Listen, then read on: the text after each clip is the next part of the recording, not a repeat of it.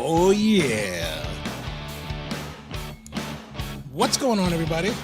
How are you all doing tonight? Oh, my goodness. It's been a little bit crazy. A little bit crazy today. It's good to be here, though. Good to be here. I almost didn't make it. Well, no, that's not true. That's not true. It's now, October 7th. This is episode number 63 of the OnoLive Coffee and Cigars live stream that we do every week at on Thursday nights, 8 p.m. Eastern Time. So thank you very much for tuning in and being here with us today. And if you're watching if you have any questions, drop them in the comments below. Let me know what you're smoking, let me know what you're drinking, and let me know where you are in the world. And if you are watching us on the replay, thank you very much for watching. If you have any questions about coffee or cigars, drop them in the comments down below and we'll take care of it. I'm your host, Jay Carrigan, as ever, always here on Thursday night. And it's been a busy day.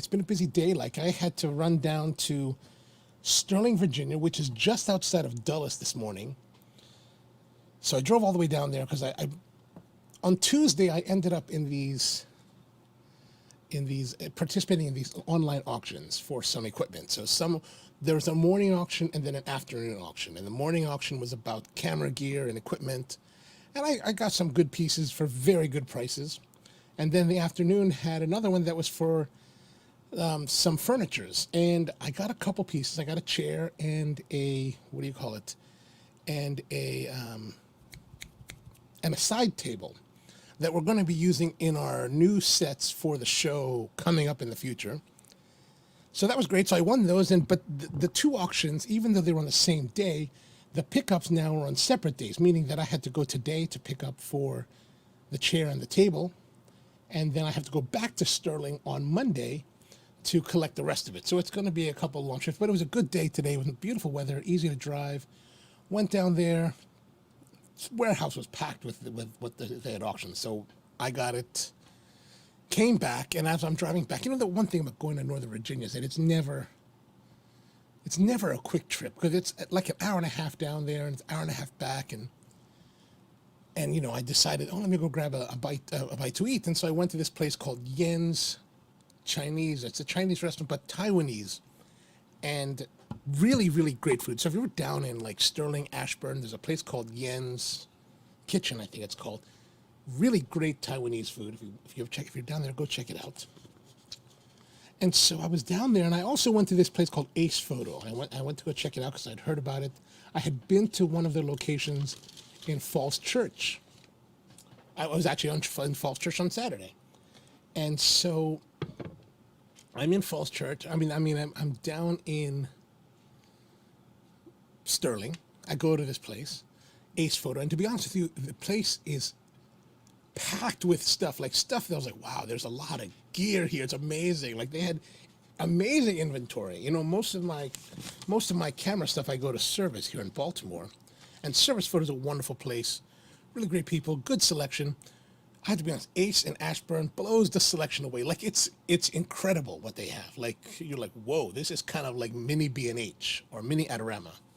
Right, or mini Tommy's. Tommy's in California? But I was there for like 30, 35 minutes, 40 minutes or so wandering around.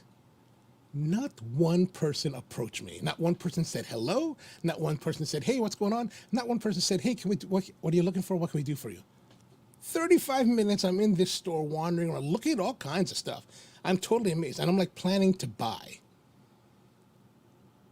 And so there's no real signage, and so there's all these aisles filled with stuff, and there's one aisle I'm walking through, and I see like this motor drive for these old cameras, and I said and I'm looking around, I'm like, so I finally said to one girl, hey, what model are these for? And she's, well, I'll look it up, but she never got back to me. Like, she said, I'll go look it up, and the camera came back, and I'm walking down this one aisle, and this one guy's like, hey, that's for employees only.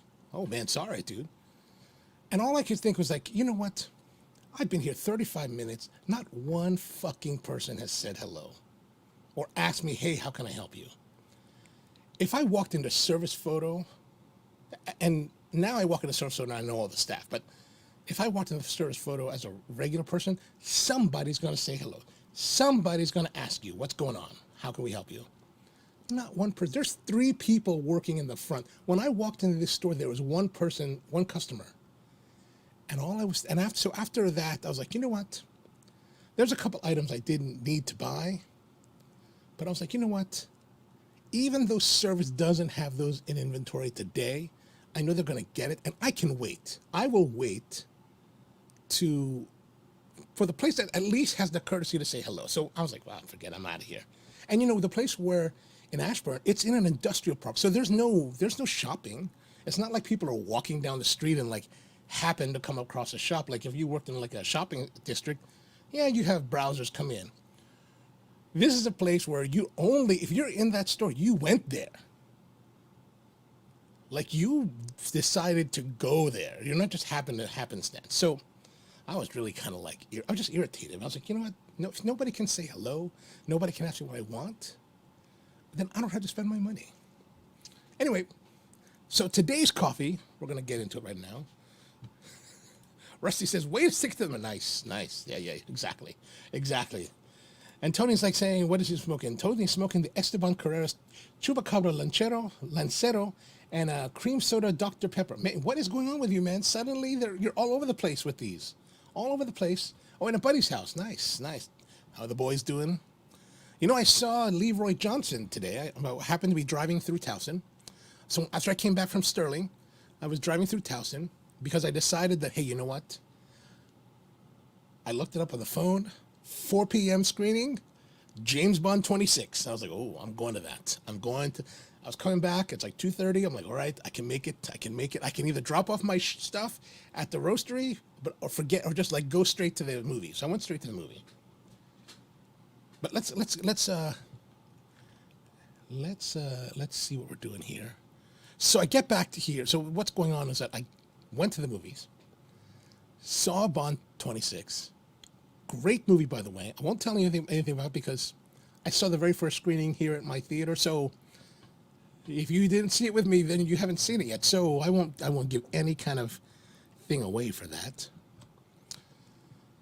But it was good. God, it was good. It was good. 18 months worth 18 months of waiting for it to be re-released. Yes, I think so.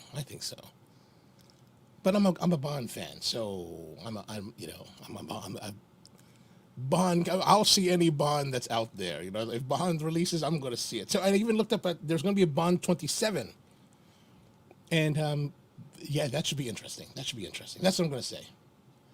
And Rusty wants to know, Tony, hey, where did you find the Diet Cherry Pepsi? I think that's why he's drinking the cream soda Dr. Pepper, because he can't find that cherry. It might be like the Coke Zero Black label. I think they've discontinued that thing. And Di's saying, what's going on, Di?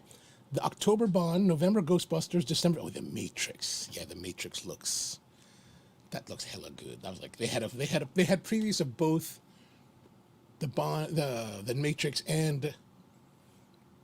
but more of a teaser for Ghostbusters. What do they call it? Ghostbusters something.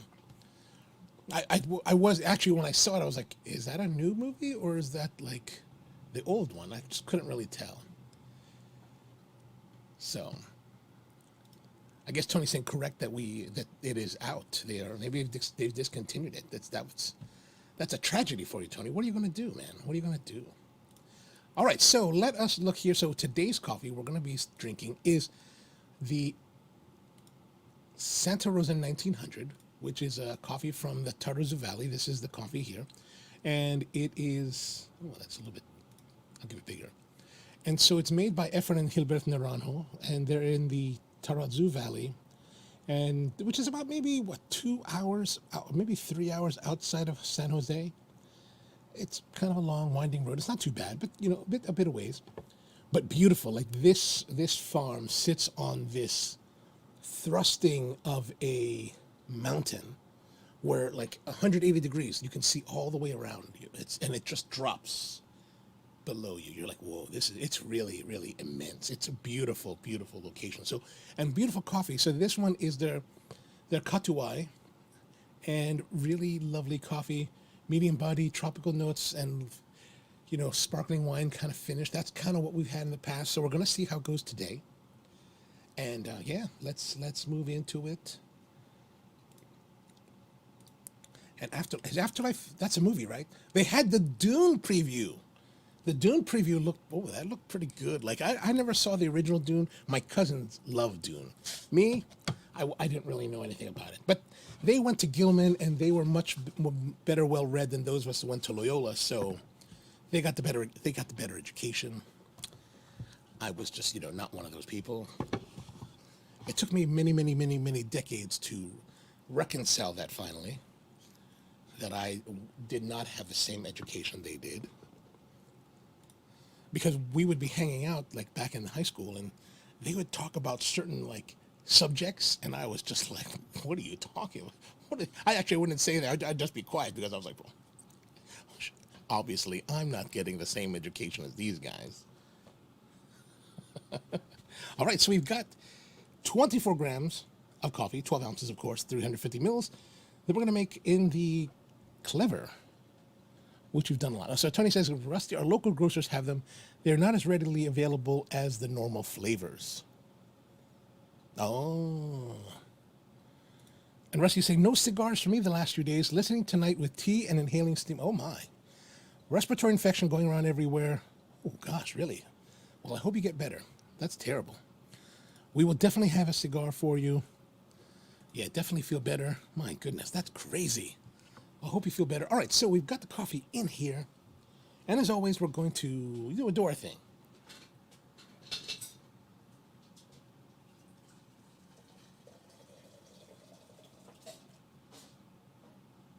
All right, so as you know,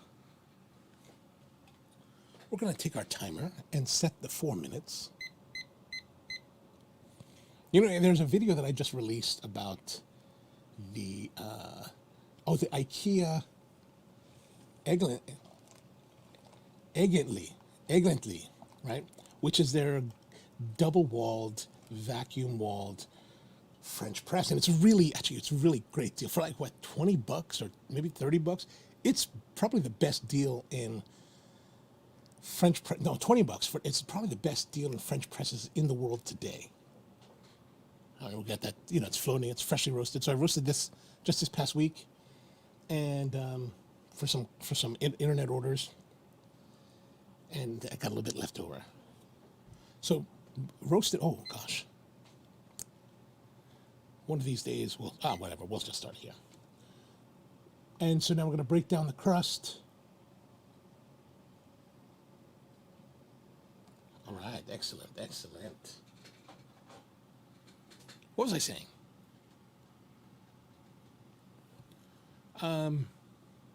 So you watch this video, right? And you'll see this timer. And I noticed this when I was doing the editing, I was editing the video together. So this is, of course, a timer that I got from Japan, from the 100 yen store. Basically, there's the start button, there's the seconds, and then the minutes, right? Oops, this way. And if you look closely at that video, you're going to see me punching 1, 2, 3, 4, right, for 4 minutes. But I'm actually hitting this button, not the, I'm hitting this button, the start-stop button, not the actual minute button. So if you look really, really close at it, I think if you zoomed in and slowed it down, you'll see that it doesn't change numbers. I fixed it in editing. I mean, I didn't fix it. I left it. I think I did do another take where I had it, I did it again with hitting the right buttons, but I decided that I would leave the other way around because I just thought it would be more fun. All right, so we're waiting. Oh, I should put the cap on. So I get back from the movie, and it's like 7. I get here it's like 7:15. I have to unload the chair. Oh, and so I'm getting this chair, right? So as I'm picking up this chair in this industrial park, where this warehouse is located in Sterling, by this dumpster, I spy this, like, bench, metal frame, cushions with, like, Naga hide or faux leather kind of thing. And it looks, there's two pieces. There's one that's like a 3-section and there's one that's a 2-section. It's very, very modern. Kind of looks like airport style seating. And I'm sitting there, I'm standing there watching. I see it as I'm driving by. I was like, look at that. So here in this room, right, where I'm doing the live stream, there's a area over here to my left, to your right, that used to have all kinds of stuff, but now it's all cleared out. And as I'm working during the day, I always have this feeling like sometimes I would just wish I had like a day bed to like lounge around for like 10 minutes just to like stretch and just like, stop thinking, or maybe just to start thinking, right? But I got nothing. I got nothing here. And what I really want, and I'll show you what I really want to get, right? What I really want to get.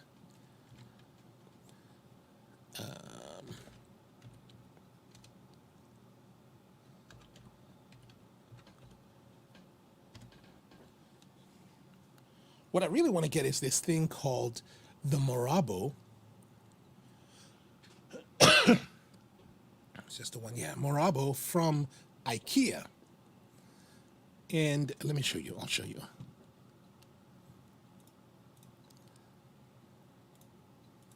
Here we are. So this is the Morabo, and it is, now it's out of stock. It was in stock yesterday. Ugh. So you can get, there's 81, this one is wide, so it's 81 inches. There are thinner ones, like not so wide, right? Not so long. There are thinner ones that are like, I think 65 inches, right? This is 81, but this will give you an idea of how it looks. I wonder where so it's leather, faux leather. It's some kind of leather, right? Where is it? There must be the smaller one somewhere here. Anyway, whatever the case may be. This is pretty much, how come they don't have the...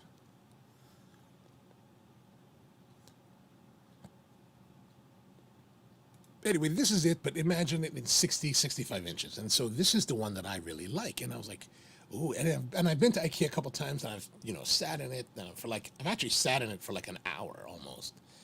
And, because I really believe that in order to really get furniture, you need, like, I'm not one that likes the idea of buying chairs and stuff online, because I need to feel it. Like, you've all sat in sofas and chairs that just weren't comfortable to you, right? So can you imagine you buy this thing and like you're stuck in it?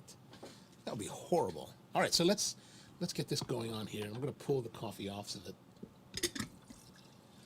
So I'm looking at this bench that is sitting... To be honest, it's quite literally sitting in the trash, right?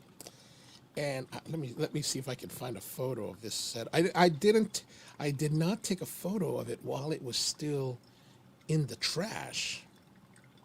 I kind of wish I did. I thought that would be much better, much better. But anyway, so it had two pieces. There was the 3-section and there's the 2-section. The 3-section looked kind of more messed up, but here's the 3-section. Right? And the 2-section was sitting kind of in front of it on top of those bags. But that's it, right? So I'm quite looking at this. I'm like, wow, that looks like it might be the right size, because it's pretty narrow here. Like, I can really do 65 inches, might be a little bit too big. But, I'm looking at this, I'm like, it looks like it could be the right size, width-wise. And so I'm like, okay. I'm going to go look at it. So I drove over there, I looked at it, it's like, you know what, it looks pretty good. If it'll fit in the truck, I'm going to take it with me. And so I put it in the truck. There it is. This dumpster diving, airport style looking bench seat. And it's close to Dulles, so it very well could be from the airport. But anyway, it's a little bit dirty. The faux leather, a little bit dirty. There's a couple scuffs on it. But I think I can either clean it up. I think I can clean it up. And so here's the thing. So like I said, I don't want to buy any kind of couch or chair without trying it out, right? So there it is. I pick it up. I pick it out of the garbage, right, off of the other bags, and I set it up on the ground. And I'm sitting in it. It's a little bit dirty. I'm like, well, it's a little bit dirty, but well, whatever. I gotta know. Otherwise, what am I going to bring this home for, right? So I sit and you know what? It's the rake is a little bit back further, like maybe like a half inch or an inch further back than I normally would like. But for a dumpster diving free, you know, it might be worth trying. So I pulled it. I tossed it in the back of the truck, and I drove back here with it in tow.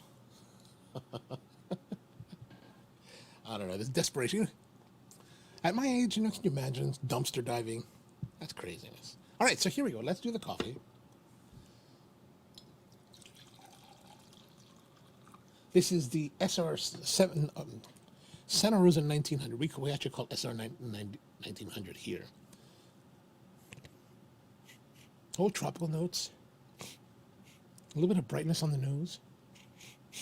Like a bright effervescence.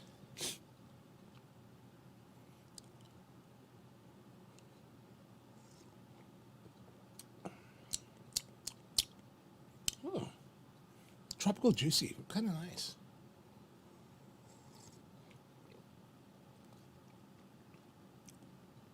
All right. All right, I guess it's time to move on. Move on to our cigar of the evening. And here's another thing. So as I'm coming back, so I come back, I go to the movie, I watch the Bond 26, and I get out, it's 7 o'clock. I'm like, oh, I better get back to the show.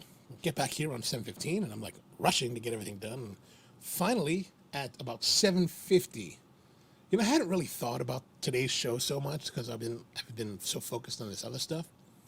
And finally, I'm like, okay, I got to look up what's the cigar for the day, and I kind of forgot what I was planning. And I look at the notes, and I was like, oh my gosh. So today we're doing what is it called?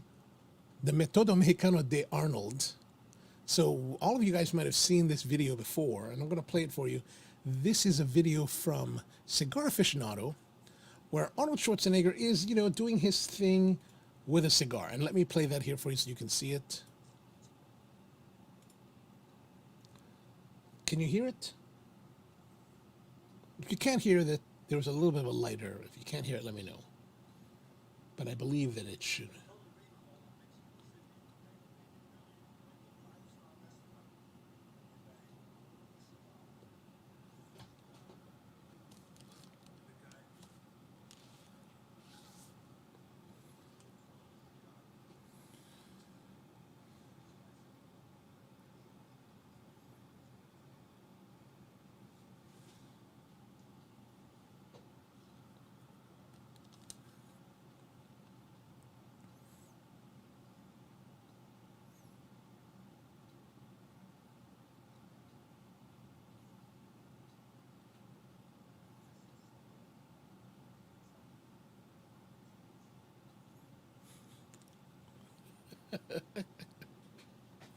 Oh, no audio. Okay. Hold on a second. Let me stop this. Let me work on that. Let me see what's going on here. This audio thing is always so tricky to get to working. Audio processing. Nice and how about that? That better? And then what he did was he roared it. Then he went to me like this. And then you can't have it yet. He lit it. He went through this whole song and dance, and I just love watching everything. Now, when it was like lit, he was putting it into my mouth, and he kept lighting it.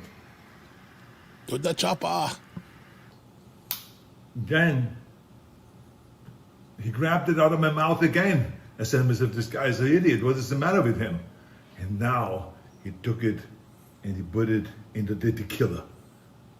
And then I looked at it and I said to myself, that's a good idea. He went back and put it in my mouth. Oh, just like that.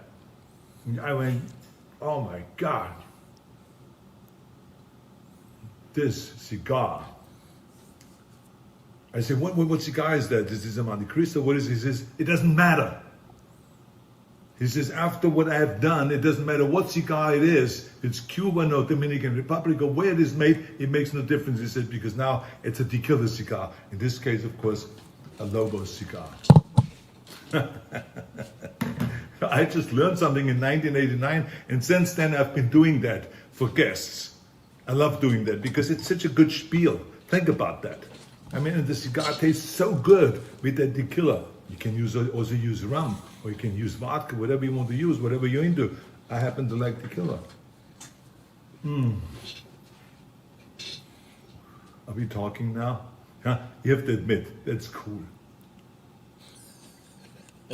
It's cool. It's cool. It's cool. It's cool.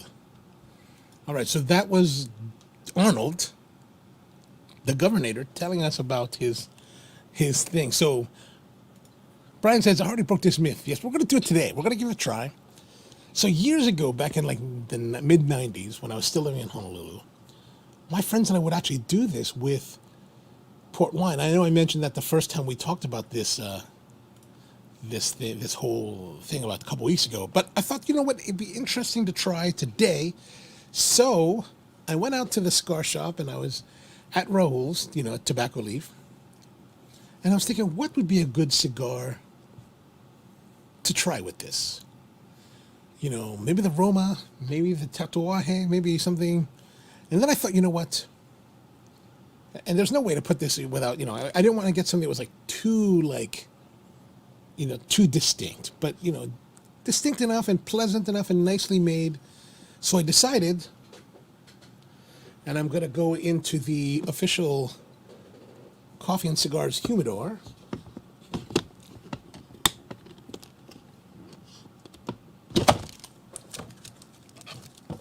Where I had been storing all of our cigars, and this has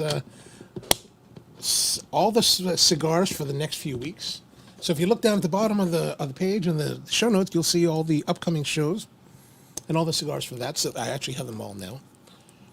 But today we're smoking the, that's what it's called. Trying to find the information about this is, I never think about these cigars so much.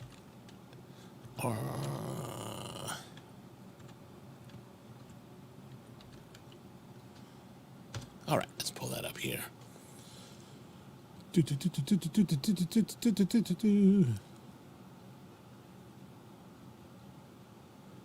Where is it?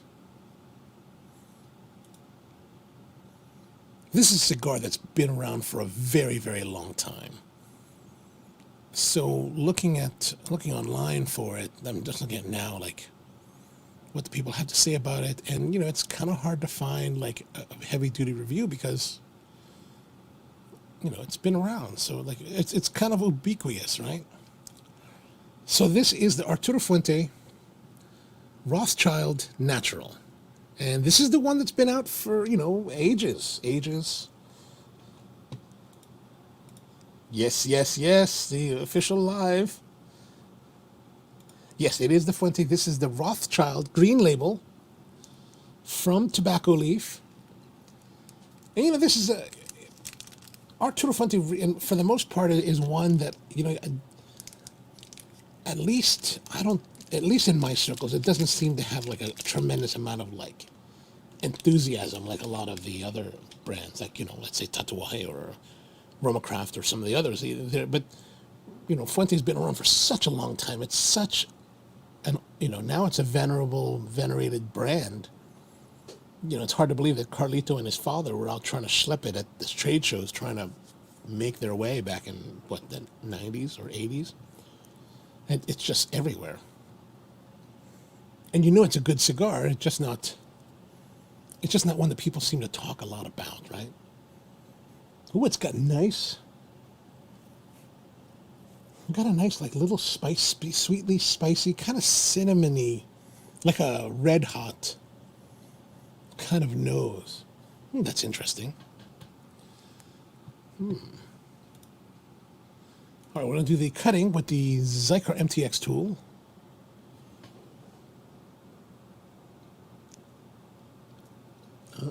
Come on. Oh. So there's the cut. little bit choppy.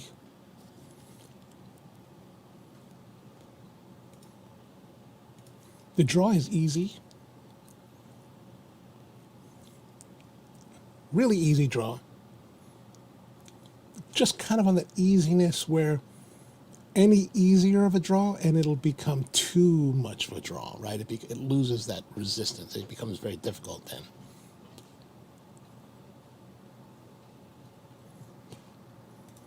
And Brian says, online retails make a big deal. Yeah, I mean, everybody makes a big, you're right. Everybody makes a big deal about the open sex. Everybody forgets about this cigar, it seems like. Even I forget about it. That's called all the fights want Añejo Opus and Dark. But I mean, here's the thing. So like, while everybody wants those, I agree. I totally agree with that. Nobody really talks about these. Like these green labels are always kind of very solid and consistent. Nobody ever talks about them. There's no love for these, I don't think. Or maybe just people that I know. All right, that's really nice. So, let us continue.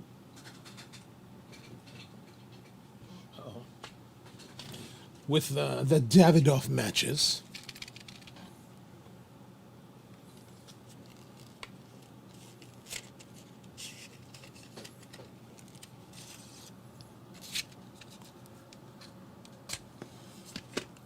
These luxury matches that make you feel like, you know, you're like luxurious.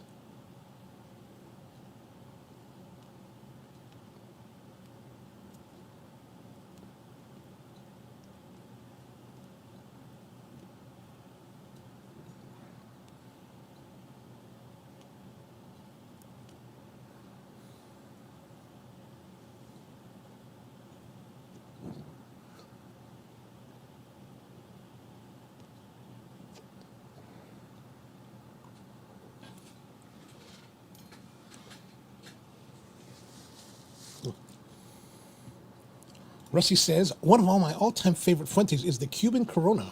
A bargain at $8 per stick, and I always have a handful in my humidor. Oh, that's a good idea.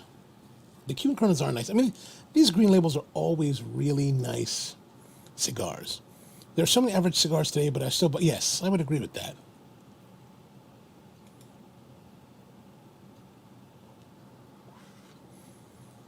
Di wants to know, weren't you dipping it? Not yet. Not yet. Wanted to give it a try.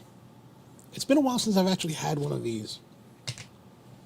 You know, I kind of wondered, like, are these line of Fuentes becoming more like the Mexicano?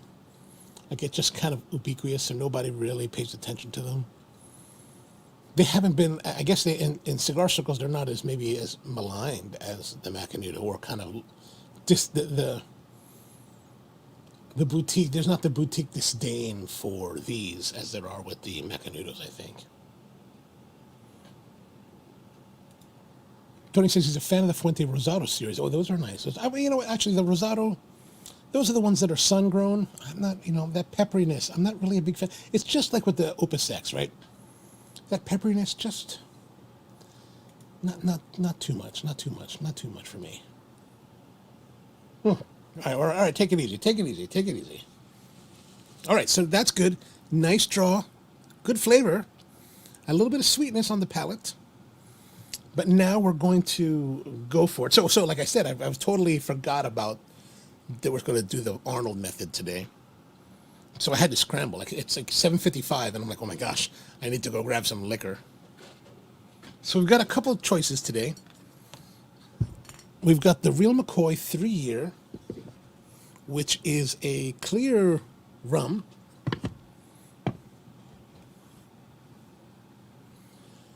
So there's one choice. We've got the White Porto from Wars.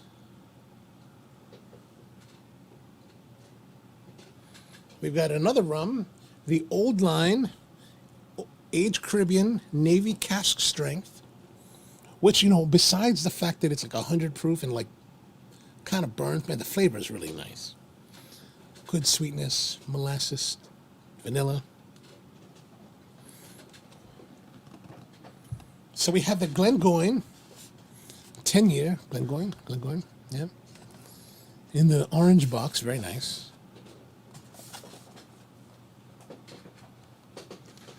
And lastly, This is something that someone gave to me because they were working on this as a project. This is the S&A Ethiopian Harar liqueur. And they gave me a bottle, and I was like, well, this looks kind of interesting. But I've never really drank it. Like, I drank a little bit, but I was thinking maybe this might be the way to go. What do you think? Any thoughts on which ones you'd like to try? We've got the Wars White Port, the Real McCoy 3-year, which is actually more of a blending rum, or it's a true blended rum. Whatever. Old Line 7-year Caribbean whiskey, Navy strength, or the Glengoyne 10. So Tony says Old Line rum is his vote. Brian says the White Porto. All right, that's risotto is not peppery like the Black Label Sangre. Risotto is not peppery. Oh, risotto. Okay. I just remember that I did not really find the risotto to my liking. It's not bad. It's a nice cigar, but I would probably reach for something else. The dark rum Old Line. Okay, that's 2 for the Old Line.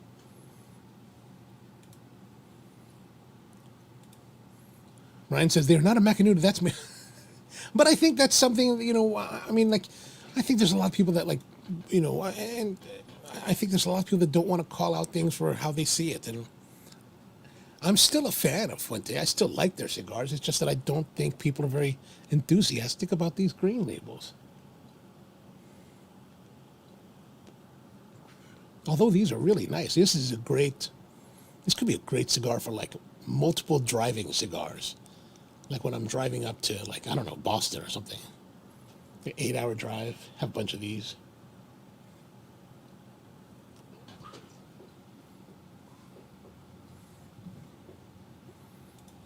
Stupid Serious Auto and the Black Label. Gotcha. Or maybe it's the Black Label Sungrown. Maybe. Definitely the Black Label. Definitely Sungrown I'm not really a fan of overall. All right, so we've got 2 for the Old Line. 1 for the Port. So we're going to go with the Old Line. Yeah, got to go with the Old Line. Maybe we'll try the Port later. All right, so we're going to take the...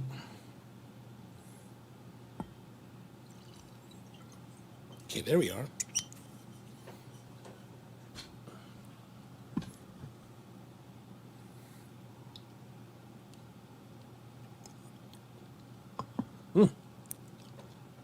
Just a beautiful caramel, vanilla, just kind of like an explosion on the palate. Really just coats your palate. But it is strong. Oh, sugary sweetness. Oh, this really is. This really, you'd think that these Maryland type of Baltimore-made like liquors wouldn't get very good reviews. This got very good reviews on rumratings.com. And it's quite good. Gosh, every time I try it, it's very nice. All right, so... time to review again with what did Arnold have to say about it. Let's look here.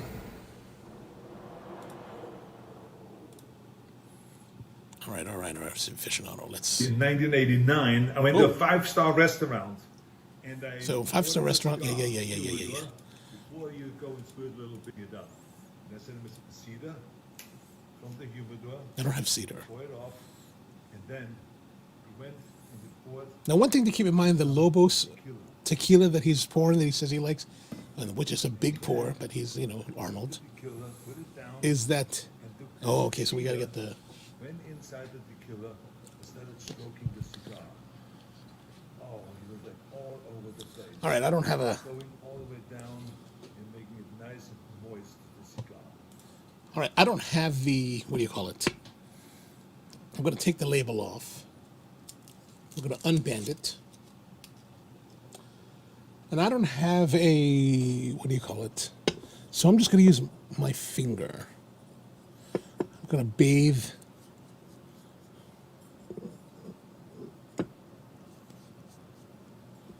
Oh, look, it's cracking. What the heck? Look at that.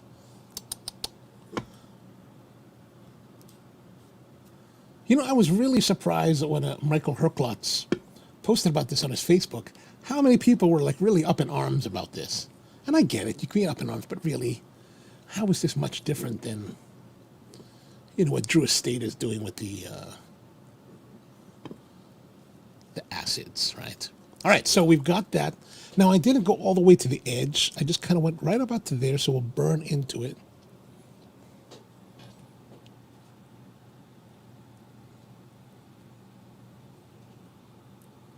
Okay, no change, no change. And then, so what did Arnold say next? Arnold says next, And then what he did was he rolled it. oh, rolled it. Then he went to me like this. And then, Ah, you can't have it yet. no puedo, no puedo. He lit it. Un momento, señor. Went through this whole song and dance. And I just loved watching everything. Now, when he was like this, Oh, he was putting it into my mouth. is there a difference, or am I just like wishful thinking? Then he grabbed it out of my mouth again. I said, as if this guy is an idiot. What is the matter with him? And now he took it and put it into the tequila. And I looked at it and I said, All right, we're gonna dip it in I in put rum. it in my mouth. Oh, just like that. And I went, oh my God. This cigar. I said, what cigar is that? Is this a Monte Cristo? What is this? Oh Doesn't my matter. God, this cigar. He says, after what I have done, it doesn't matter what cigar it is, it's Cuban or Dominican Republic or where it is made, it makes no difference. He says, because now it's a tequila cigar. In this case, it was a logo cigar. Now it's an old line cigar. I just learned something in 1989, and since then I've been doing that for guests. I love doing that because it's such a good spiel. Think about that. I mean, the cigar tastes so good with that tequila. You can also use rum, or you can use vodka, whatever you want to use, whatever you're into. I happen to like tequila. Are we talking now? Huh? You have to admit, that's cool. That's cool. That's cool. All right, so good. Thank you, Arnold. Appreciate that. So we've got, okay, I dipped it. There is a sweetness from the rum because the rum is sweet.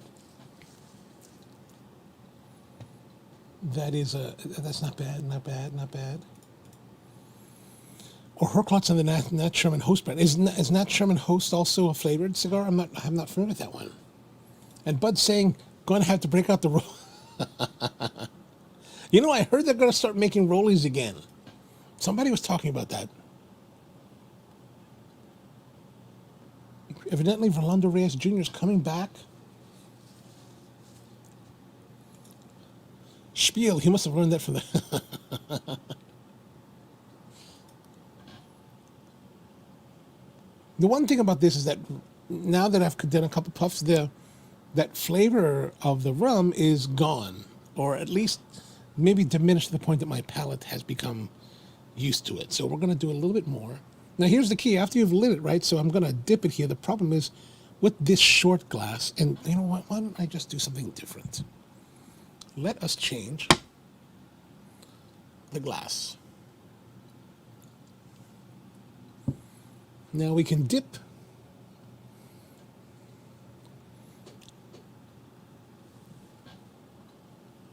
Now that was kind of wet, so as I'm inhaling, drops of rum are falling onto my palate.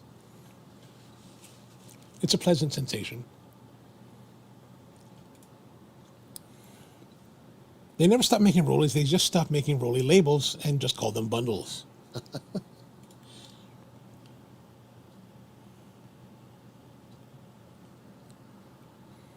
Oh, it's not bad. It's not bad. So there's a sweetness that rum gives that sweetness. It does mask over. It does mask over a lot of the flavors. There's that, like I said, when we started this cigar, there was a bit of spice to it. Now that spiciness has. Actually, that spiciness is still there. It's just incorporated with the rum and the sweetness. It's kind of pleasant, but I think that would depend on your alcohol of choice. But now the end of my cigar is kind of moist and juicy, wet from the rum.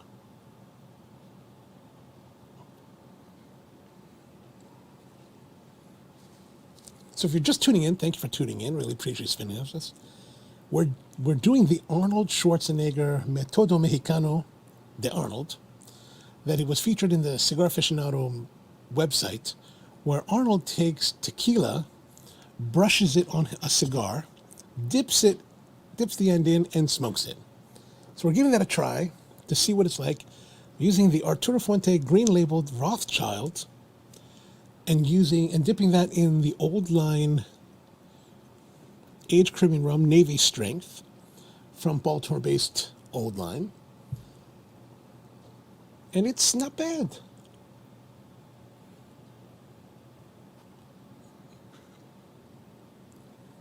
Like, I wonder if you can mix.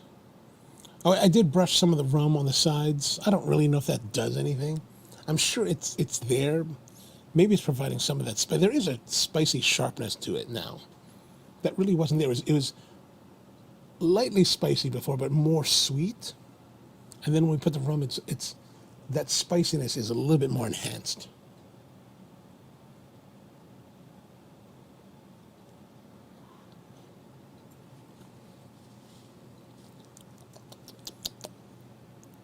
The burn is a little bit uneven, but I think because I'm pulling on it pretty hard. And when he's done, watch his sales spike up. Probably, especially his Lobos, his Lobo tequila.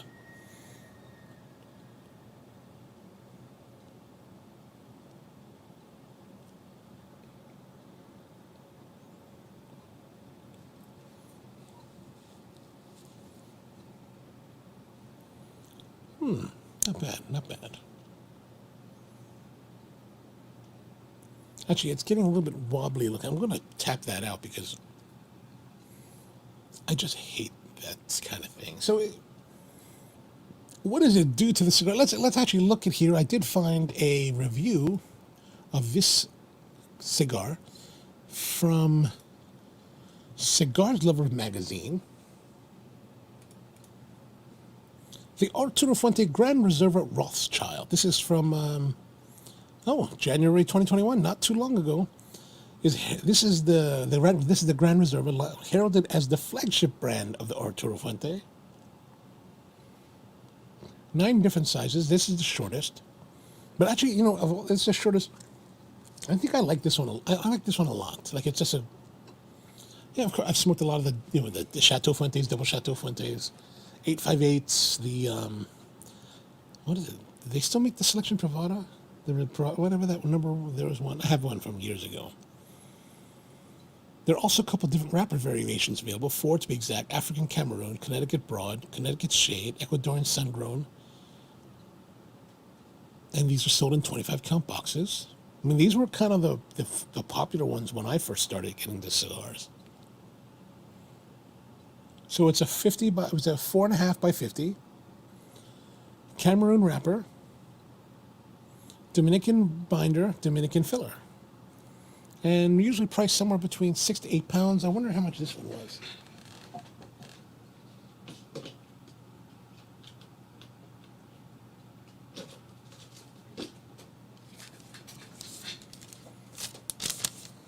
Here in Baltimore, in Maryland, at Tobacco Leaf, this is $7.50 with the Maryland OTP. And Rusty's asking, does Arnie have stock in that tequila? Yeah, we looked it up a little bit later, and the Lobo brand, Arnie does have part ownership in that tequila brand. But I guess, if you're going to go on national television or Cigar Aficionado, why would you tote something that's not yours? Like, for example, I'm not going to go tout Starbucks coffee if I was being interviewed on a Cigar Aficionado. So I can't blame him. Tony's asking, what about some Cold Duck or Mad Dog? Oh, that would be nice, but I don't really have any of those in the house. Maybe we come by your place. We'll get some.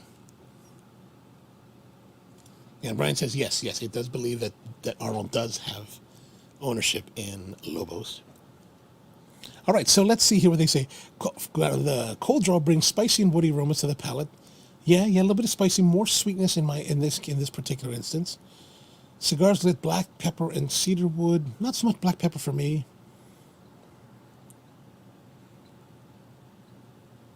Or maybe what I think about when people say black pepper, I always think about the Nicaraguan style black pepper, where it's just kind of rough, rough and just in your face kind of black pepper. Second half black pepper is still the dominant flavor. I mean, it was kind of, the early part was more like a cinnamony kind of sharpness to it. Notes of molasses, can't tell that because the rum would occlude that. And now the rum is actually gone, so we're going to dip some more. And it gives us a 90 rating. Huh. Grand Reserve Rothschild presents a great intensity of flavors while still being complex and also evolving throughout the smoke. That paired with the short size make for a great smoke on colder days of the year. Or cold drives in the winter. Here we go. This is the difficulty.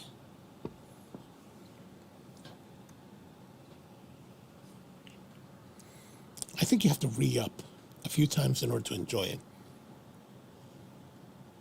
Or to continue enjoying it. So James Bond, very good. Ana de Armas, worth the price of admission. Worth the price of admission.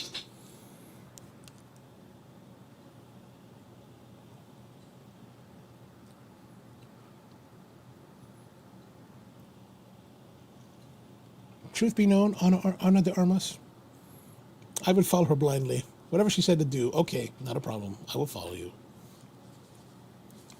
Jump off that bridge. Not a problem. I'll jump off.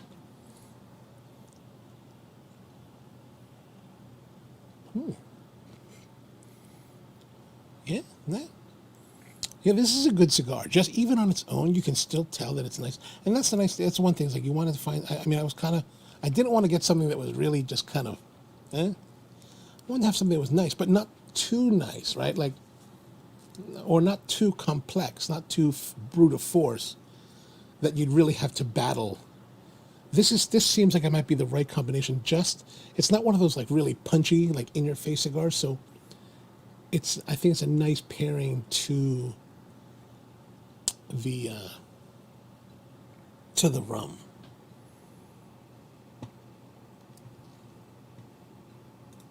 Brian says he likes the cigar, but a 90?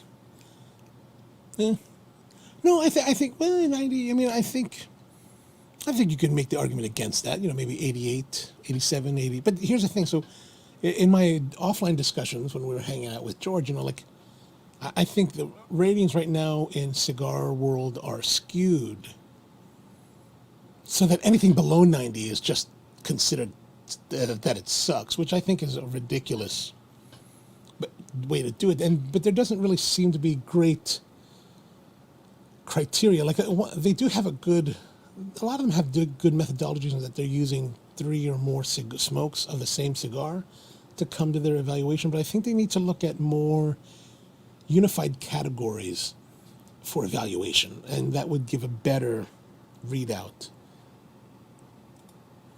More about 007. So 007 this year has Lea Seydoux, which is, if you saw the last movie, which was not Skyfall, it was Spectre. She's back and as gorgeous as ever. Bond has a new not a sidekick, but Bond has a new ally in what is her name? Nuna. She's a new 00 with the 00 branch, working for M. Of course, Moneypenny is back. Tanner is back. Q is back. Q is still doing like hipster things in the movie. Like I was kind of laughing because I was like, that's just a hipster kind of thing to do. Like, why is he doing that? High 80s, sure, yes. I'd say high 80s for sure. 90, Who else is in the movie? Rami Malek, who is the guy from who played Freddie Mercury in the Queen movie. He's good. He's weird. He's a weird dude. He seems like a weird dude, but his character, he does a good character in that. But Ana de Armas, yeah, man. I'll do whatever she wants. Whatever she wants. Like I said, jump off a bridge. Okay. Let me know which bridge.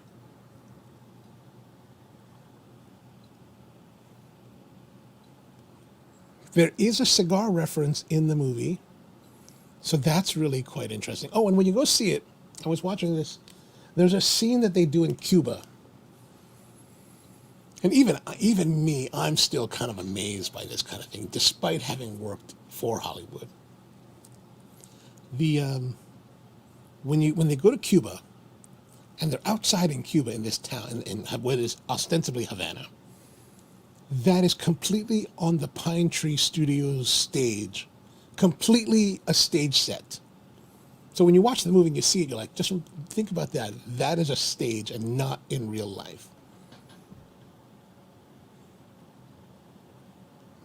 I know that because I saw back behind the scenes video on YouTube, of course, about Ana de Armas. I'm not watching Daniel Craig. I mean, I've seen enough Daniel Craig. Ana de Armas, yes, I'm watching all of her interview videos. And she talks about how they're in Cuba. She's Cuban, right? So she's from Cuba.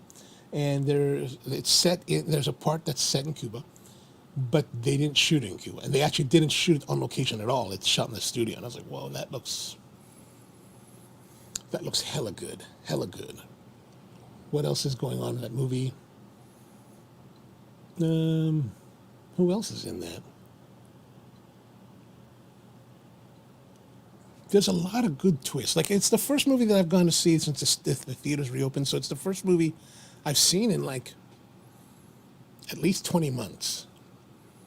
And it's not cheap. Like, it was $21.75 for the ticket, plus $5 for the Coke. $5. Come on, man. I guess it's not as bad as like going to the stadium, which is much more expensive. But still $5. Come on now. So just by myself, it's what? $27 to see a movie? You get free popcorn at the reserve level, which is where I like to sit, which kind of helps because it's about this. So it turns out, and I did a calculation years ago, and it's probably the same. But when you sit in the regular section and you buy your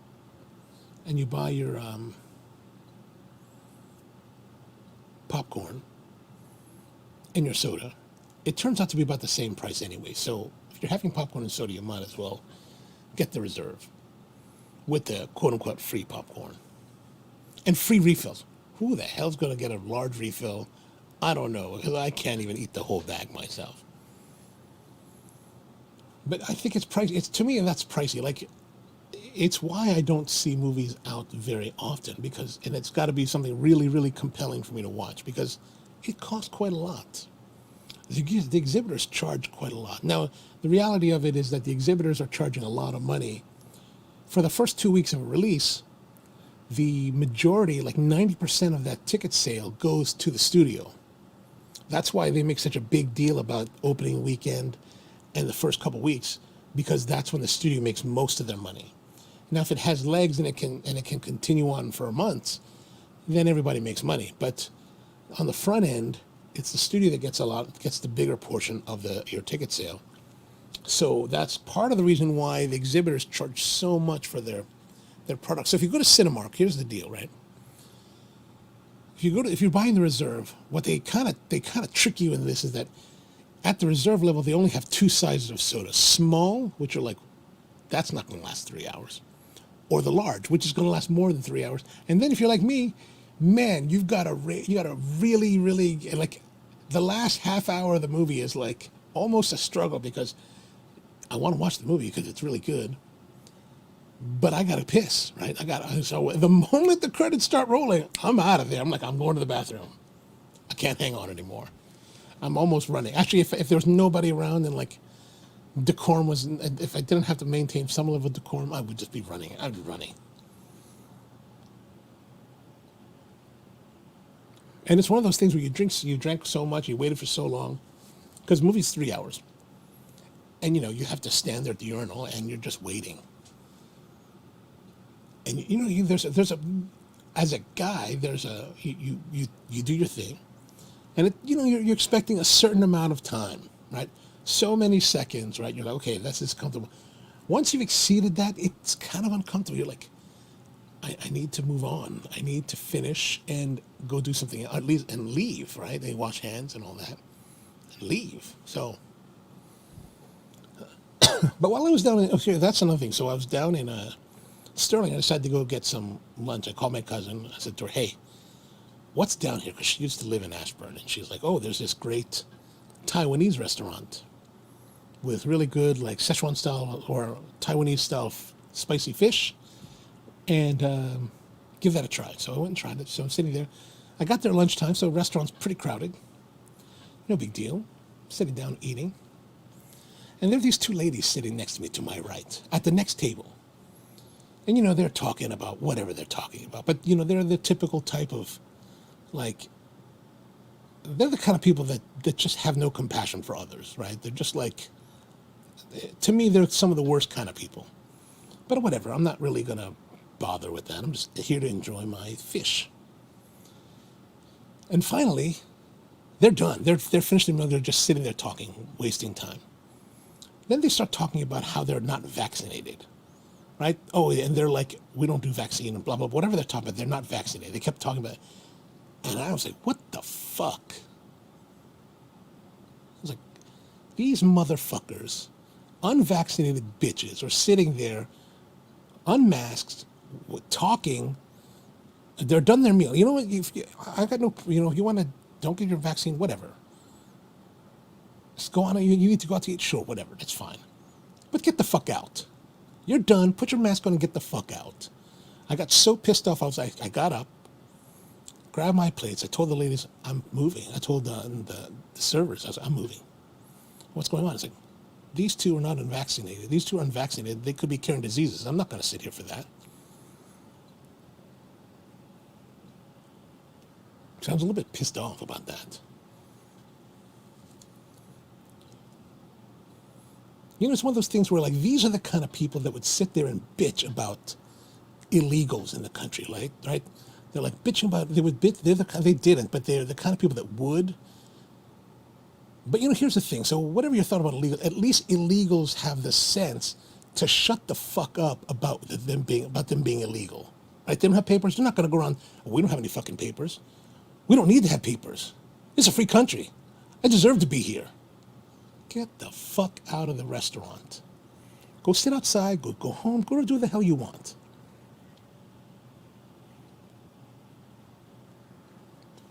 Whatever. I just get a little bit irritated. So Tony says that's why I like that 30 to 50 bucks for your home streaming, get 6 people in the cigar room, you're set for, oh, that's not bad. But you know what? It's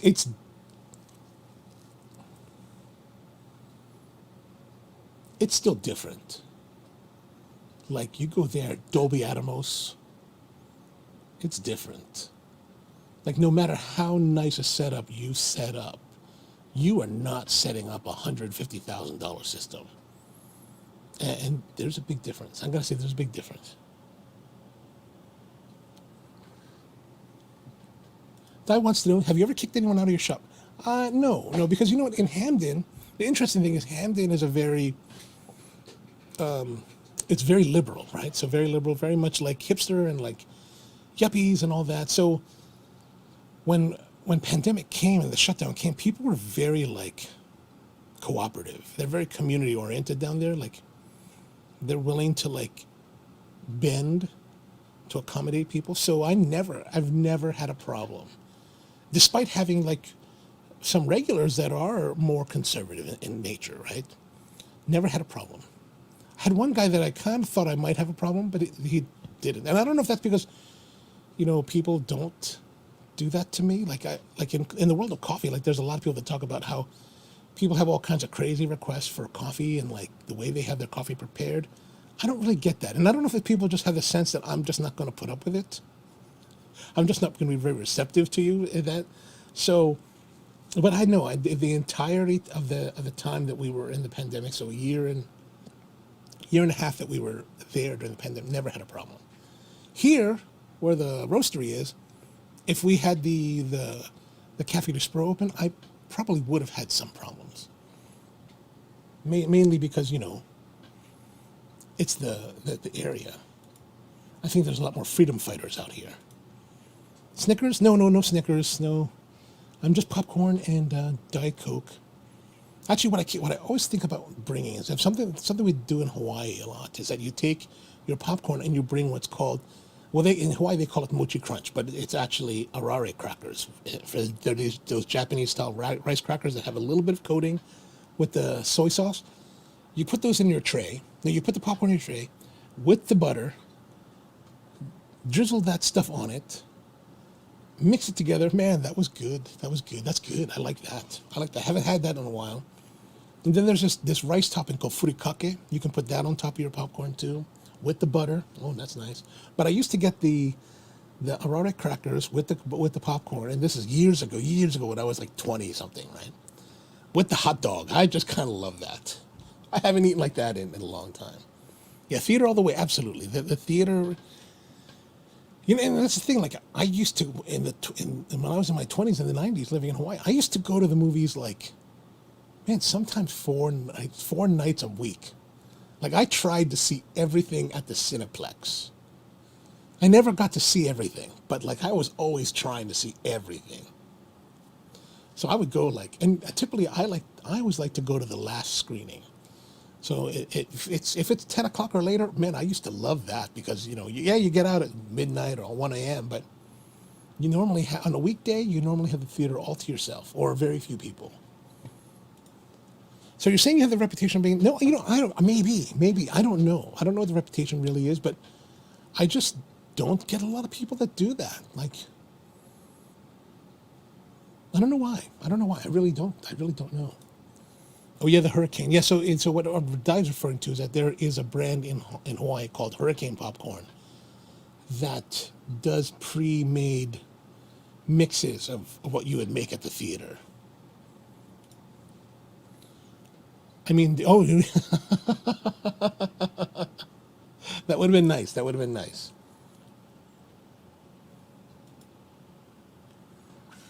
We call that Hawaiian popcorn. It's a bar snack at our. Oh, that's nice. Salty enough to get people, but that's a good idea. Always a good idea. All right, so the flavoring has gone. So let's continue on with a little more dipping. But speaking of restaurants in Virginia, I happened to be down in. I went to Falls Church on Saturday to go see my cobbler and to shoot a video with him. So I shot it. So this guy is a guy I found a couple years ago, and he's down at Falls Church. It's Bedo's Leatherworks, BEDO Leatherworks, and I don't know how I came across. Maybe I was looking for shoes or whatever, but he does he's a regular cobbler for the most part, but he does custom work. So he'll take your shoe and rebuild it. So these shoes, right? These work shoes, I had him rebuild. And to be honest, it's been like a 2-year process. So it took a year to get them done. And then this past year, we had some fine tuning to do. And then the last maybe 6 months, I've just been holding off because I told him, hey, let me come down and shoot a video with you because he's really into coffee and he's also into cigars. And so I was like, let's do a video together, but let me find the time that I can come down on a Saturday and we can shoot. I was like, all right. So finally last week was the day. And I went down to Falls Church and we did our video, we did our thing. Had a good time, got the shoes. They fit nice. They're tight. They're not too tight. They're snug. And one of the problems is that you're rebuilding these, and these are complete rebuilds, right? The shell is all completely stripped, new lining, new footbed, new welts, new everything, new soles. It's a whole reconstruction, and there were holes in the leather, so he patched the holes and they feel really comfortable. Well, they feel great, comfortable. Yeah, they're comfortable enough, but there's, like he said, there's going to be a break-in period, and so I've been wearing them as much as I can because you got to break them in. Eden Center, no, not Eden Center, not too far from Eden Center, but not Eden Center, not quite that part of Falls Church. more like, I guess it's Washington Boulevard. Like really deep in Falls Church, where they have like close to where they have the farmer's market. But if you need any kind of like leather work or shoe work done, and you're willing to make the drive, he's really, really good. Pricey, like it's not cheap, but the work is solid. Very, very solid.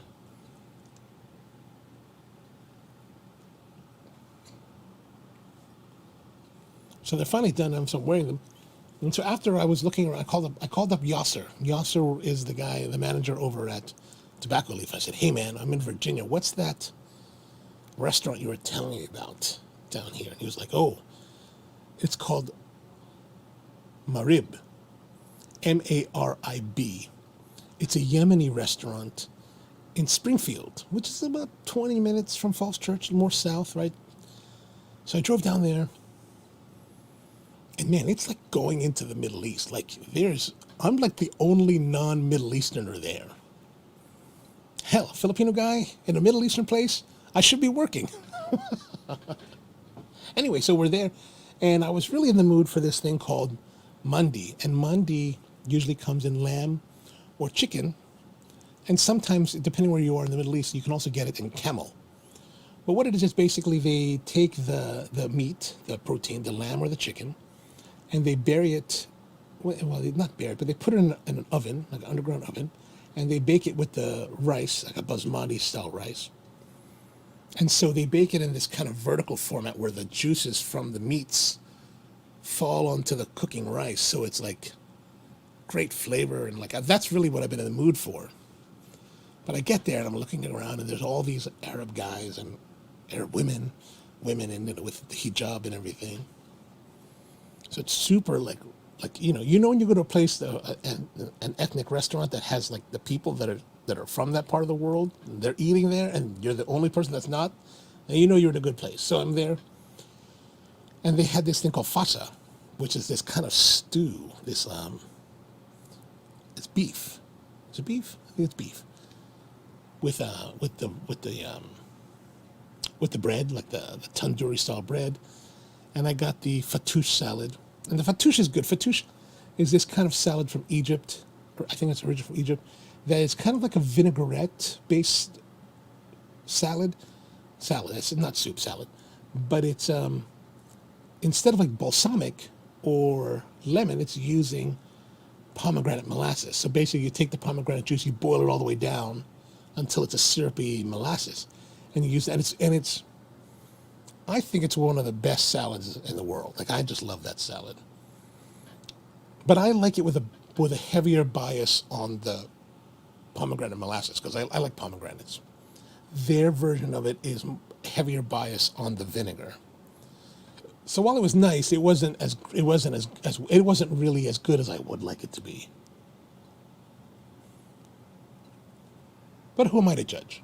So I order this fasa, I get that, and then I get this dessert.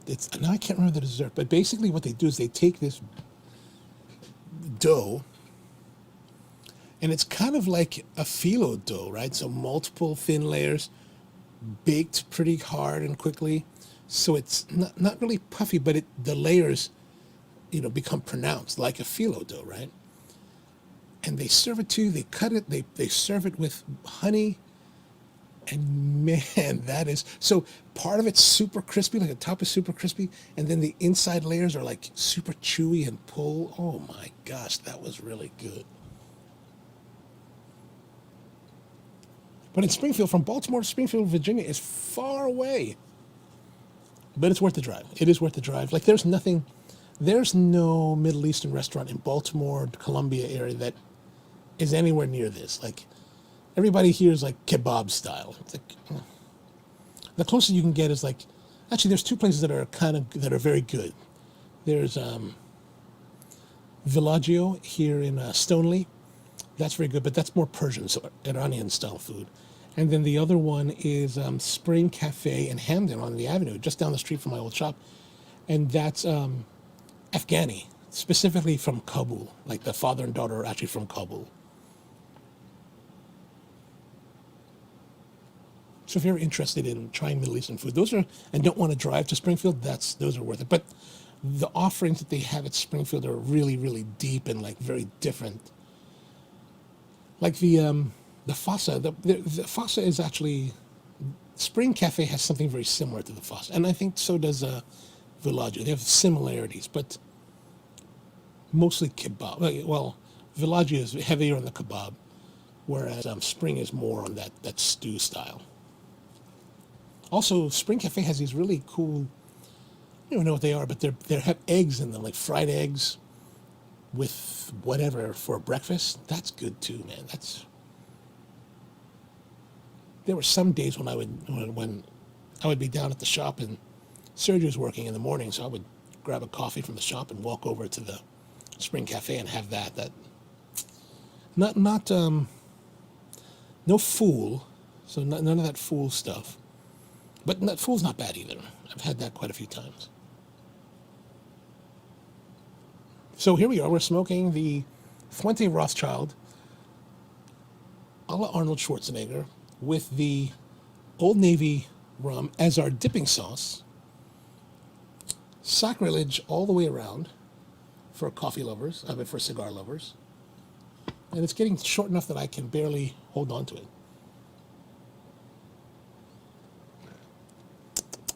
It's really nice when you dip it. I should probably drink it too.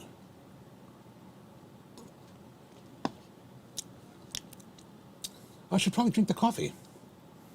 The coffee is our Santa Rosa 1900 from Costa Rica, the Tarrozo Valley.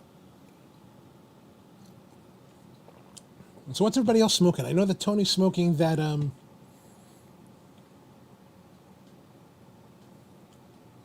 what's he smoking?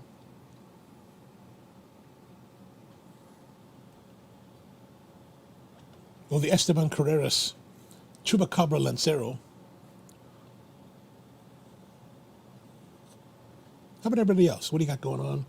I know Rusty's kind of ill, so he's not smoking tonight. Let me know. Drop them in the comments. I'd like to know.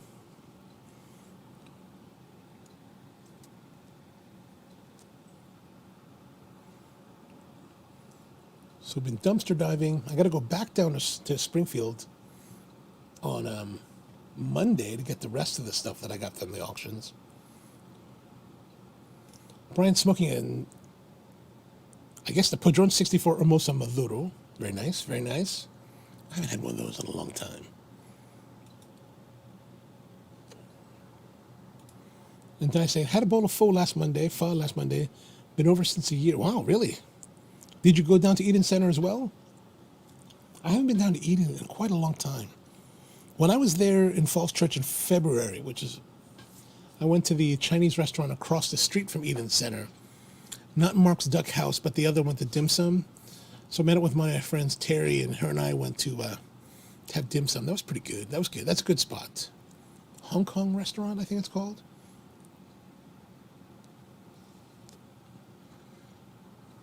The pho at, there's a place in Hamden that opened maybe a year ago now called Mona's Super Noodle.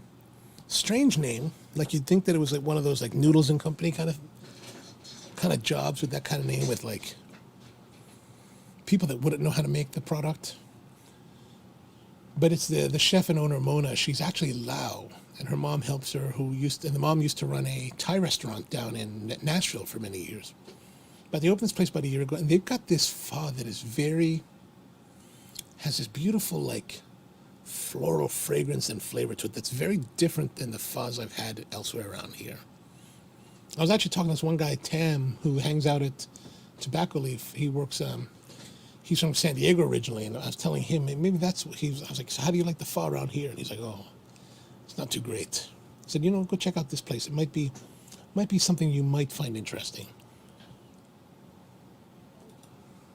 Buddy's going with his usual, the Man of War Armada. Nice.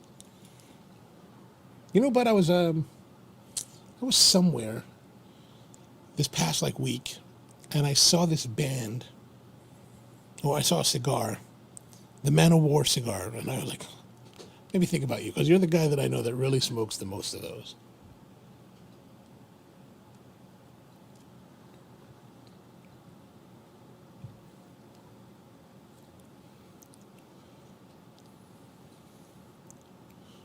One thing about going down to Sterling is that, if you take the 267, which is that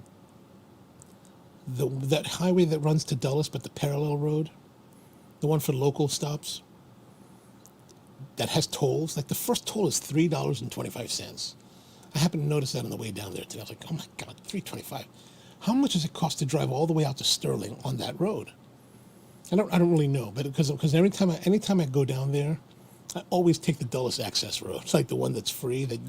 Typically I don't really have anywhere to stop between the Capital Beltway and that Dulles area. I don't really go anywhere else in between, so I don't really have a problem. Because once you get on the Dulles access road, there's no way to get off, right, until you get to Dulles.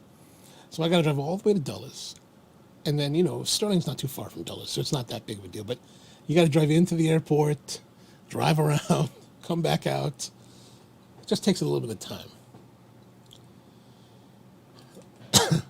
House of Dynasty in Hayfield, Springfield is a great Chinese takeout. Oh, I'll have to check that out. I wonder what they have.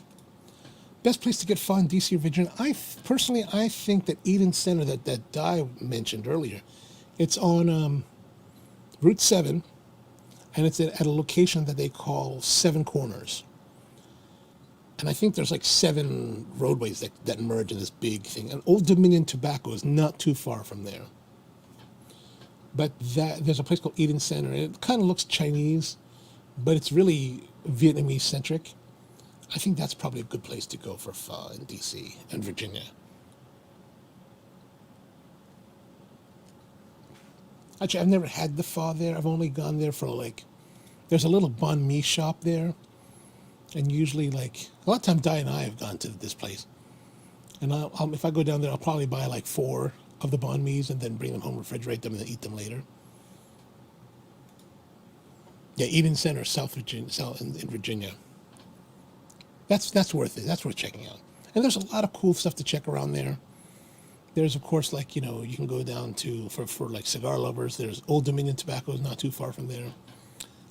Of course, there's PG, which is not terribly far from that point as well.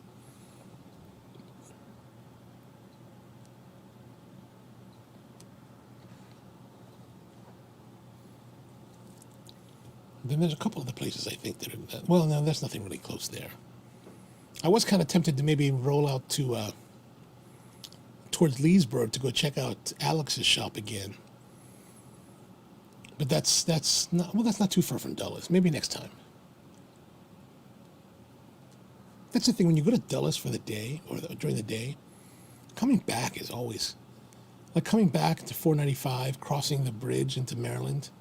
A lot of traffic still, and then coming up 29, and then you get on to 70, and you get 70 to 695. That interchange, God, it's always backed up. At 3 in the afternoon, it's always backed up.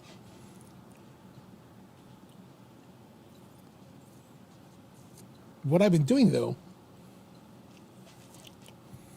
is bypassing on 70, bypassing the ramp to 695 through that bridge. I go all the way to the end of 70 at the end by Security Boulevard and do the U-turn. And that adds total probably another 5 miles to your trip. But I've been gauging it the last couple times that I've done it, watching the vehicles that are kind of back. If you're already getting into the mix, you're already, going the 5 extra minutes will not save you time. But for a little farther back, I've beaten all the ones that I've seen a little bit to the back. Try 15 to Frederick. You mean take 15 to Frederick and then come back around or something? I'm not familiar. You mean or 15 from Dulles to Frederick through Wine Country?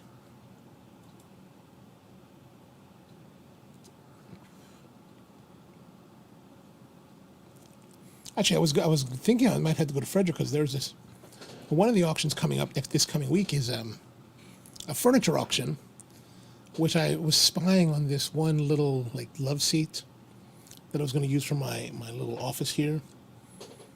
And that's in Frederick, and so if I won that, I was going to go to Frederick to get it. And there's a couple places I want to check out there in Frederick. But since I dumpster dove for that That other two-seater, I don't think I'll have to go to Frederick now. Oh, from Leesburg, yeah. I've done that a couple times.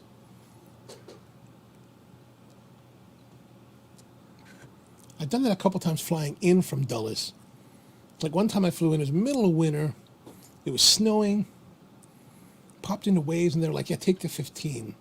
Because I guess if you went down to the Capital Beltway, it was really, really messed that time. But you know, there were snow drifts happening. It was pretty snowy that one trip.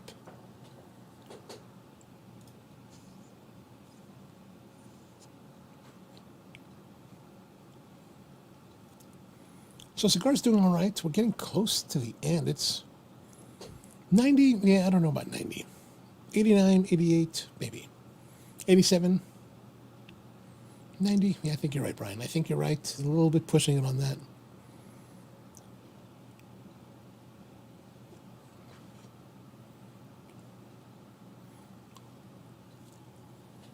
So what else been happening in the world? What did you guys do this week? I've been kind of focused here at home, just kind of doing that auction stuff.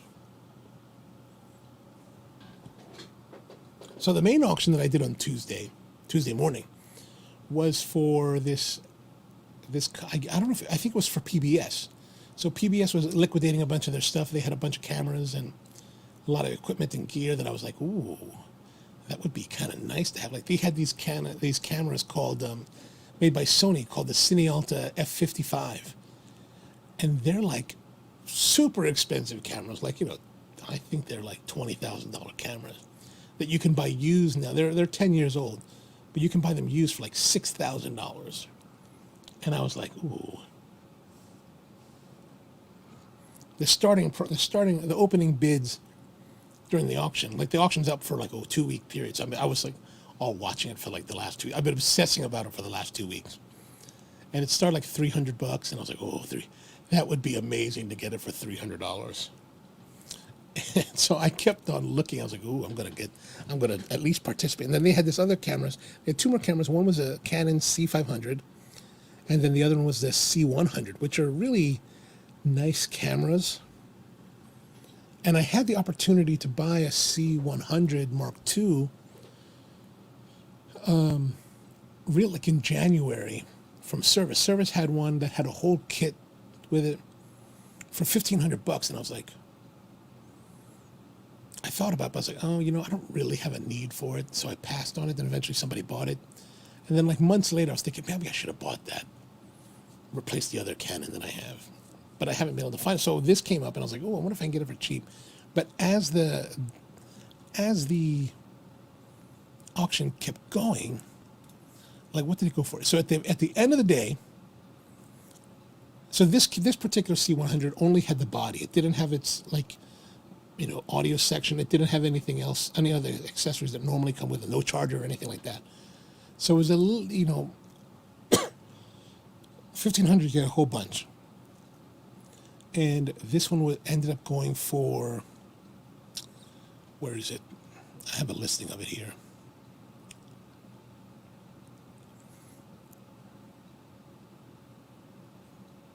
Oh, there it is. It went for $1,250, and you could buy it on the market today for $1,500. So fully kitted out. So I was like, oh, I dropped out of that early. And then the 500, the C500 went for, you can buy that for $3,800 online, used from like B&H or Adorama or something like that. That went for $4,000. I was like, ooh, those guys kind of got ripped off. So the Cinealta 55, you can get that used for $15,000. That went for that was a good deal. You got these went for right around $3,200, $3,300. So, but those were way out of my price range. You know, I couldn't.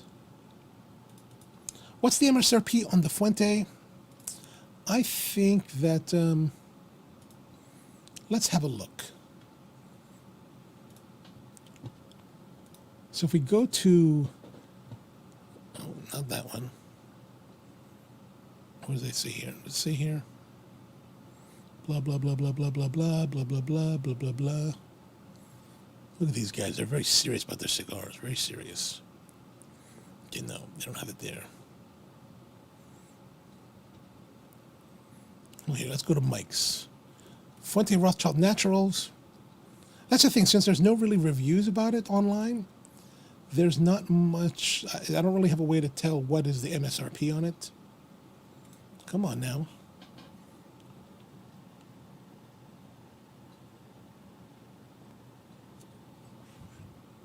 So 123.95. Oh, MSRP, there it is. MSRP 142.50.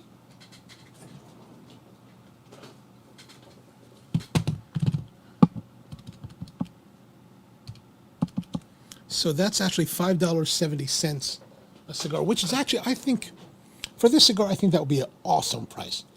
$7.50, $8. I don't know about that. I'm not a big fan of it at that price.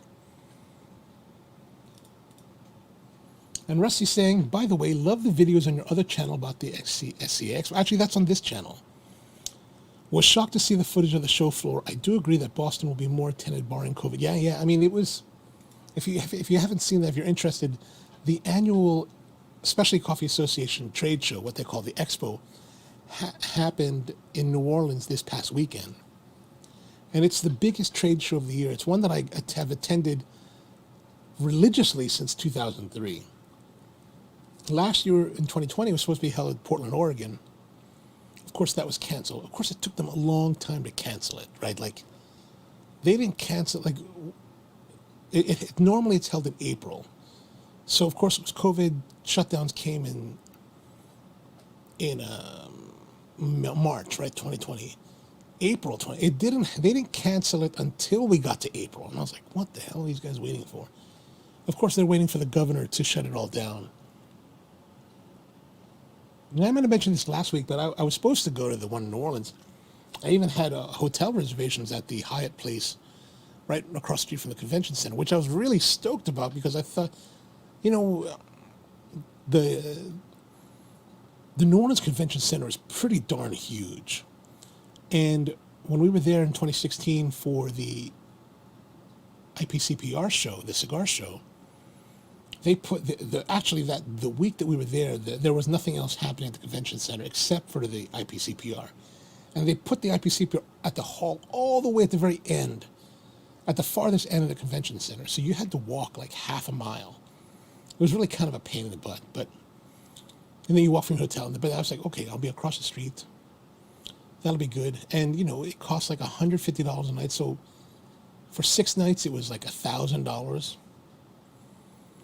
And then, like 2 weeks before, they sent me a notice that the hotel had canceled. And I had presumed that, you know, the Hurricane Ida had just come through. So I figured, oh, maybe Ida got damaged the hotel and they closed the hotel. But just out of curiosity, I decided to call them. Just after the show ended, right? On Sunday, I called up the hotel and I spoke to the front desk. And I said, hey, are you guys closed? And they said, well, we're not really closed. We're actually fully booked with all the workers that are here for the rebuilding of New Orleans. And I was a little bit irritated, right? I was like, wait a minute. You guys canceled my reservation because of the work. So, I mean, I get it. I mean, you know, they have these workers for weeks on end, and whoever's paying their stay is probably paying a much higher rate for them to stay there while they're working, you know, with the government. And so the hotel makes more money so they cancel mine. So I was like, but, you know, there was, in the weeks leading up to the show, I talked to a lot of my friends in the business, and a lot of them were like, oh, we're not going to go, or their companies aren't going. And so I wasn't terribly motivated to, like, look for a new hotel and then make flight arrangements. And then, you know, flights were like anywhere between $600 to $800. Uber is crazy. We talked about that in the past. So I was like, if I have to go around the city, you know, it's $20 each way from, like, let's say, I looked the fares up from, like, the convention center to Bourbon Street, which is maybe a mile, $20. I was like, good Lord, that's not worth it. So a lot of people were, you know, didn't go. So if you see the video, if you watch the video on this channel, you'll see, man, it's just desolate, like shockingly desolate, like the point where you're like, oh my gosh, I would have spent all that money for nothing. So, yeah. And Dide's heading out. All right, Dide, see you next week. Thanks for tuning in. Really appreciate you spending the time with us. So my cigar has gone out. We're really, really down at the nub, so I guess we'll go a little bit longer with it. I'm going to tap out. I'm going to try to relight it. Now I'm going to use the lighter because it's a little bit.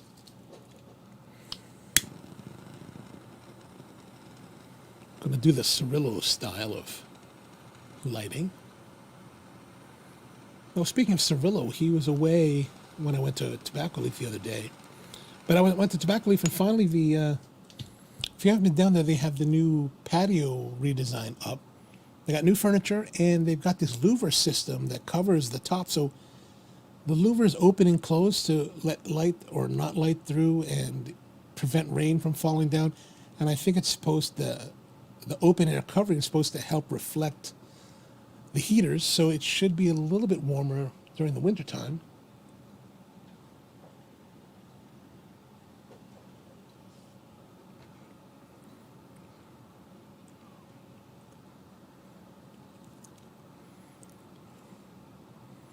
But yeah, this is nice smoke. Nice smoke. I wish you could get it for like $5, $6. That'd be much nicer. Oh yeah, so Mike's. So we talked about the MSRP of $142.50. Mike's has it on sale for. This solar calculator does not have enough light.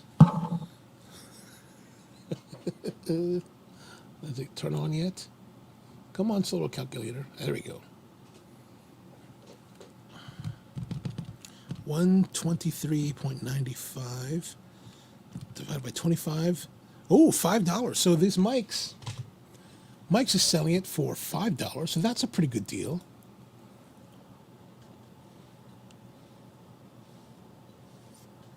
And that's something I've been thinking about lately is I'd like to get some cigars that are around this price point that you can smoke a lot of. Any thoughts? Any suggestions? I went to pick up, when I was at Tobacco Leaf the other day, I picked up these Camacho Ecuadors, these blue ones. And a couple of years ago, I had a meeting down at Cigar International, and the guys there gave me a box of these. They just gave me a box, which is really nice. And so I never really thought about Camachos.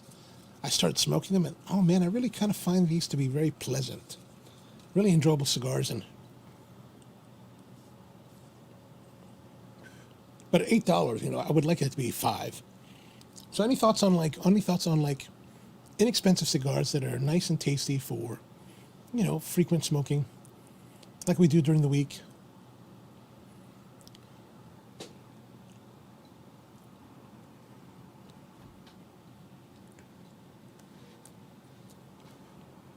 Oh my, wrapper's coming off.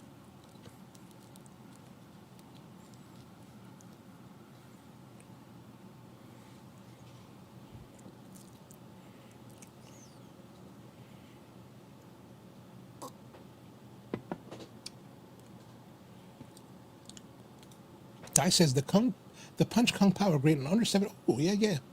Those were kind of nice. We did review them a couple months ago. I think they were pretty good. Sometimes I forget, even though I smoked something.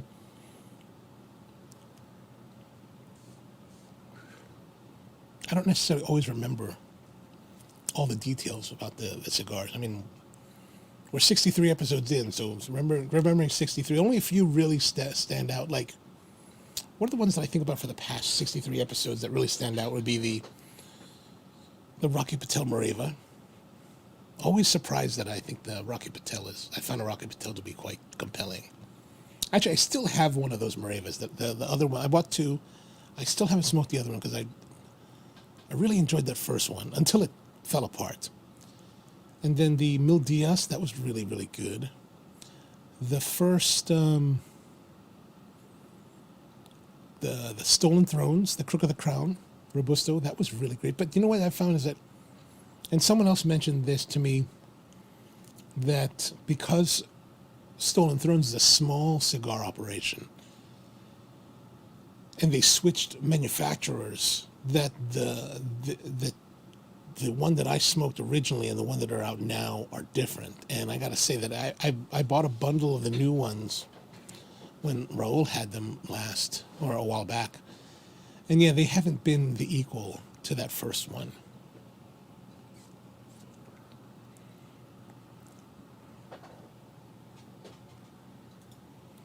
I'm telling you, it's time to do convenience store smokes black and mild switch. Oh, that's my. I think we might have to try that.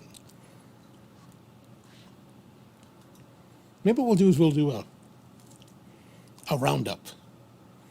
Get a bunch of them, smoke them all, same time, see what they're all about.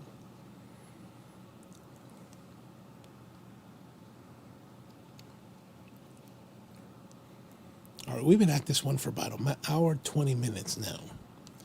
And it's all the way down. And it's gone out again.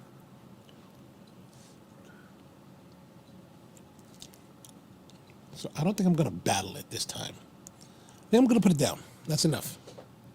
That was the Rothschild from Arturo Fuente, the green line, the main Gran Reserva line, which is still a very nice cigar. Of course, we're doing the Metodo Mexicano de Arnold. So the flavoring, of course, is going to be a little bit different than normal. But I think that the cigar itself is quite still so, nice and enjoyable. So I would definitely, if we're going to ask the normal question of would I buy it again? Yeah, I think I would. I mean, especially if you get like at Mike's for $5, yeah, that's probably worth it. That's probably worth it. What do we got going on here?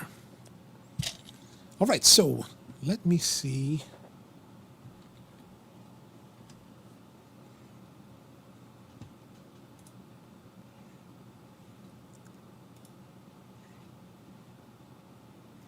Ooh, that's not the right one.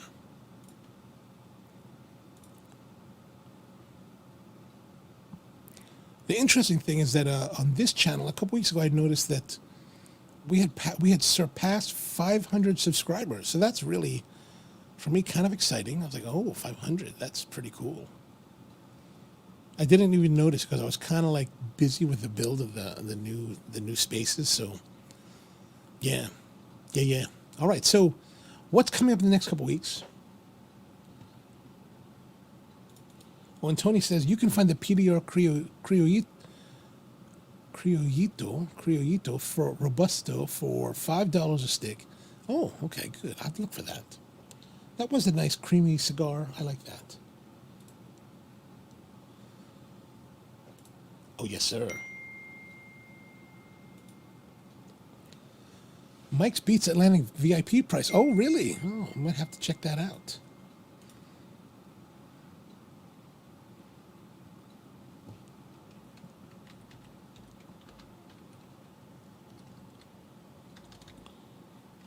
I got a message here from...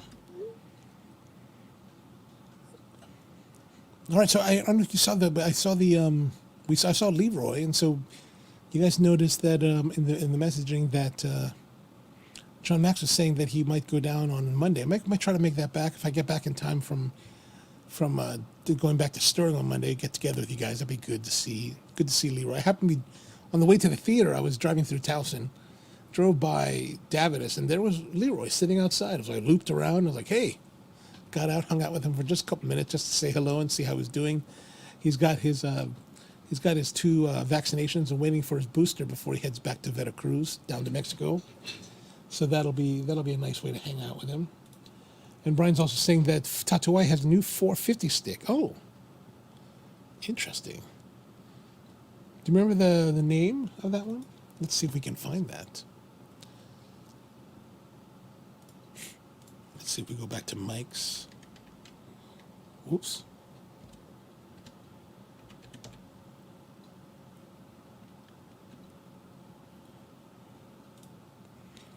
Let's see what they have. Tatu.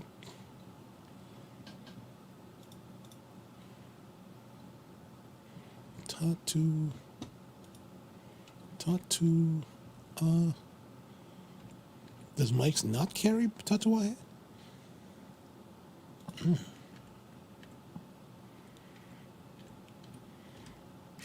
Let's see. Tatuai Cigars. Okay, let's see. Let's go to Holtz. Or, best cigar prices. Maybe best cigar prices, because they'll beat by any price by $10. Now, he also, speaking of Tatuaje, he also announced the, always says, Brian says that David also has it. Something P. Let's see. Oh, Series P. Here it is. Series P Robusto Sumatra. $59.99 for 20 cigars. Wow. Wow, that is pretty. Of course, there it is again. All these darn pop-ups. Don't allow. $60 divided by 20. Oh, $3. $3. Is that the one, Brian, you're talking about? Man, that's a pretty good deal. Best cigar prices. What do they have on RomaCraft? Oops. Oh, come on. Check your browser before accessing. Rare and out of stock. Rare and out of stock. Brotherly Kindness Extra Robusto. 1 box left. $147.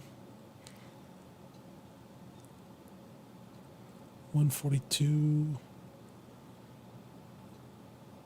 RomaCraft Envy Short Perfecto Bundle. $149. So $150. Let's see. $750. Ooh, $750 for those Short Perfectos. Not bad. Breach of the Peace. A little bit more. $166 divided by 20. $8.30. Not bad either. Not bad either. So that might be some way to go. All right. Very good. Very good. So there's some potentials out there. Potentials. All right. So I guess that should be good. Coming up next week, we're going to be doing the Rojas Blue Bonnets Robusto.